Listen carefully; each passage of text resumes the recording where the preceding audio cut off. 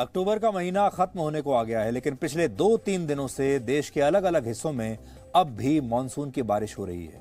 आमतौर पर मानसून अक्टूबर आते आते देश के ज्यादातर हिस्सों से लौट जाता है, लेकिन इस बार जाने का नाम ही नहीं ले रहा। एक ऐसा मेहमान बन गया है जो आपके घर पर आकर बैठ गया है और अब जाना नहीं चाहता। आपने भी अक्टूबर के महीने में अब से पहले इतनी ज्यादा बारिश ना तो देखी होगी और ना ही कभी इसके बारे में सुना होगा। केरल से लेकर उत्तराखंड तक लौटते हुए मानसून की बारिश ने भारी तबाही मचाई है और स्थिति यह है कि जो लोग लॉन्ग वीकेंड के लिए पहाड़ों पर गए थे छुट्टियां मनाने के लिए, उनमें से भी बहुत सारे लोग अब वहीं पहाड़ों पर और हिल स्टेशंस पर फंस गए हैं। सबसे पहले आप उत्तराखंड की कुछ तस्वीरें देखिए।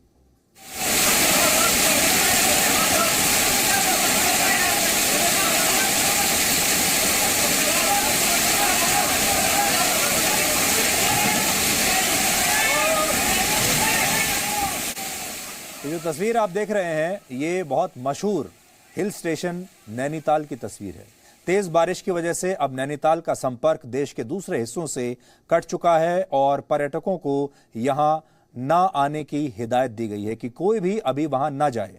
नैनीताल भारत के सबसे प्रमुख हिल स्टेशंस में से एक है।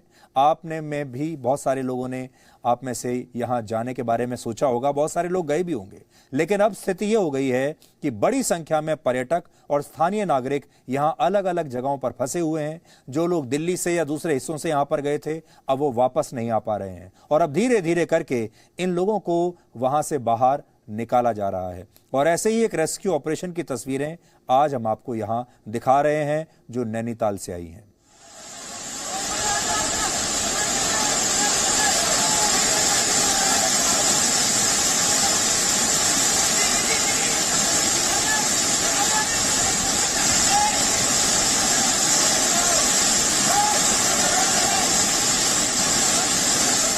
नैनीताल की मशहूर नैनी झील का जल स्तर इतना बढ़ गया कि अब पानी इस झील से निकलकर आसपास की सड़कों तक पहुंच गया है और सड़क पर मौजूद गाड़ियां भी इस पानी में डूब चुकी हैं।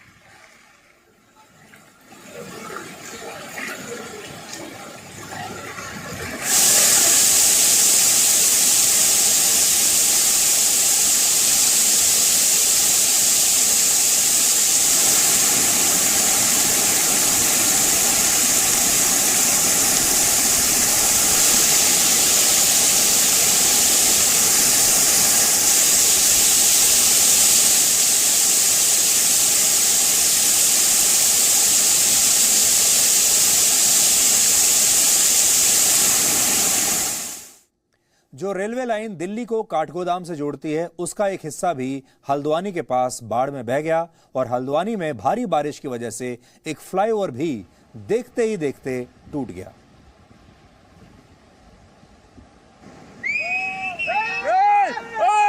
वापस!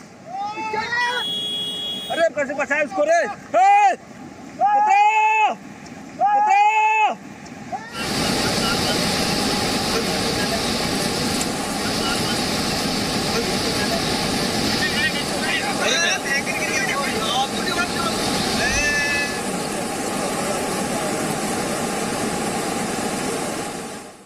इसी तरह उत्तराखंड के रामनगर में करीब 200 पर्यटक एक रिजॉर्ट में फंस गए, जिन्हें बड़ी मुश्किल से बाद में सुरक्षित बाहर निकाला जा सका। इसके अलावा केदारनाथ और बद्रीनाथ की यात्रा पर गए बहुत सारे यात्री भी वहीं पर फंस गए हैं और इन्हें भी बाहर निकालने की कोशिशें अभी चल रही हैं।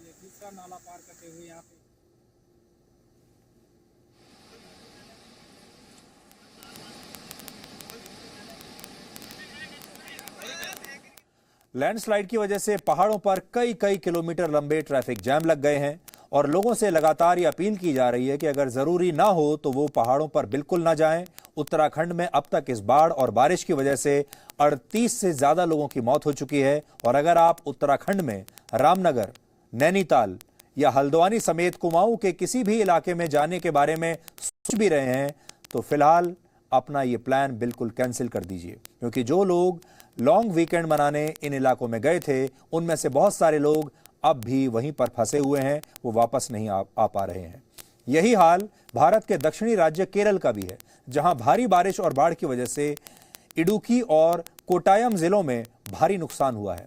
केरल में भी लगातार बारिश की वजह से कई मकान बह गए, घरों में पानी भर गया और गाड़ियां डूब गई। केरल में बारिश और बाढ़ की वजह से अब तक 38 लोगों की मौत हो चुकी है।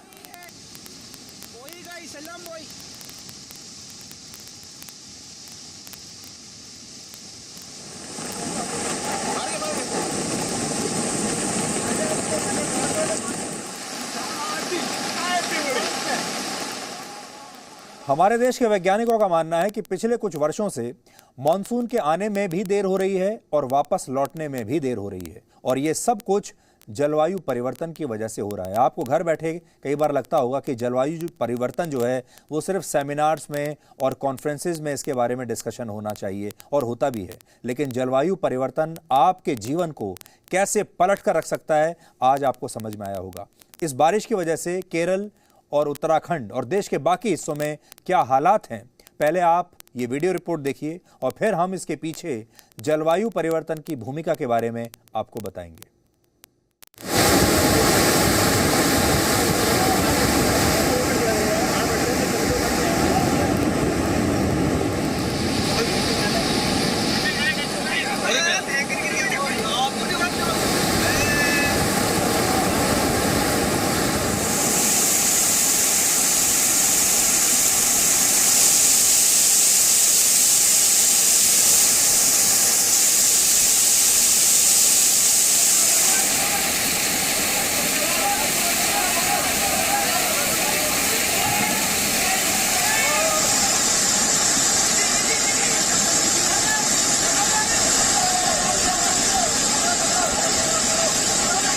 आम जन का भी काफ़ी नुकसान हुआ है। सड़कें बह रही हैं, पुल बह गए हैं और भूस्खलन हुआ है, जनहानि भी हुई है।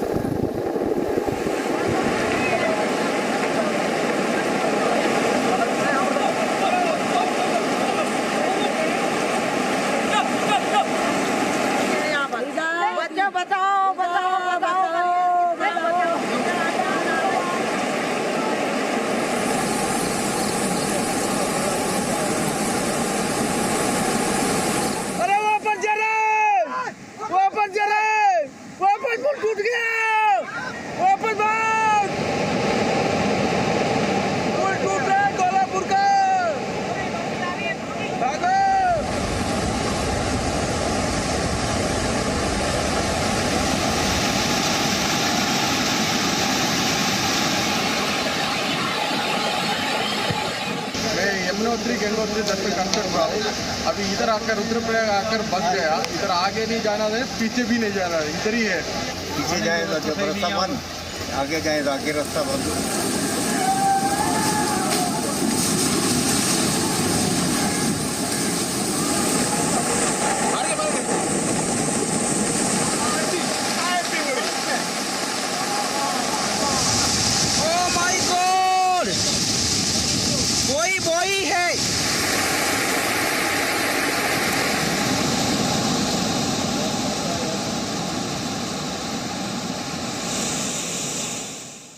भारत में मॉनसून की शुरुआत केरल से होती है, जहां अक्सर मॉनसून हर वर्ष 1 जून को आता है, लेकिन इस बार मॉनसून केरल में 2 दिन देर से पहुंचा। इसके बाद 13 जून तक मॉनसून के दिल्ली, राजस्थान और पश्चिमी उत्तर प्रदेश के ऊपर पहुंचने का अनुमान था, लेकिन मॉनसून इन सभी इलाकों में भी देर से पहुंचा। कुछ वैज्ञानिक मानते हैं कि मॉनसून के आने में हुई देरी की वजह से ही अब मॉनसून देर से वापस लौट रहा है, यानी पहले देर से आया, अगर देर से आया है तो जाएगा भी देर से ही। लेकिन इसके पीछे जलवायु परिवर्तन भी काफी हद तक जिम्मेदार है। ग्लोबल वार्मिंग की वजह से पिछले करीब 10 वर्षों से भारत में मॉनसून पहले के मुकाबले हर साल देर से ही वापस लौट रहा है। आमतौर पर मॉनसून के खत्म होने की तारीख 15 अक्टूबर होती है, लेकिन आप स्क्रीन पर देख सकते हैं कि 2011 से लेकर 2021 तक 10 वर्षों में कब कब भारत में मॉनसून के वापस लौटने में देरी हुई है। आप देख सकते हैं लगभग हर साल मॉनसून अब देर से आता है और देर से लौटता है। यूनाइटेड नेशंस की लेटेस्ट रिपोर्ट के मुताबिक पृथ्वी का तापमान वर्ष 2040 तक यानी अगले 20 वर्षों में 1.5 डिग्री सेल्सियस से ज्यादा बढ़ जाएगा।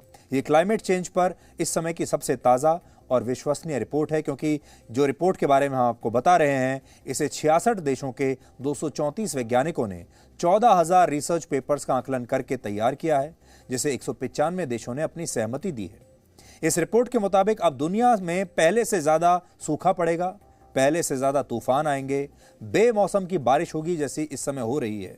एशिया में पहले से ज्यादा लू चलेंगी, मॉनसून देर से आएगा और देर से ही जाएगा, और पहाड़ी इलाकों में लैंडस्लाइड्स की घटनाएं और बढ़ जाएंगी, जैसा कि आपने इस साल उत्तराखंड और देश के दूसरे हिस्सों में भी देखा होगा। इससे पहले शायद आपने सुना नहीं होगा कि देश के पहाड़ी इलाकों में इतने ज्यादा लैंडस्लाइड्स हुए हों। इसलिए आपको क्लाइमेट चेंज की जो समस्या है, जलवायु परिवर्तन की जो समस्या है, इसे बहुत गंभीरता से लेना होगा और इसके बारे में ये देखना होगा कि आप इसमें अपना योगदान कैसे दे सकते हैं ताकि जलवायु परिवर्तन की जो प्रक्रिया है वो धीमी हो जाए। Presenting B News app, available on Google Play and App Store. Download it now.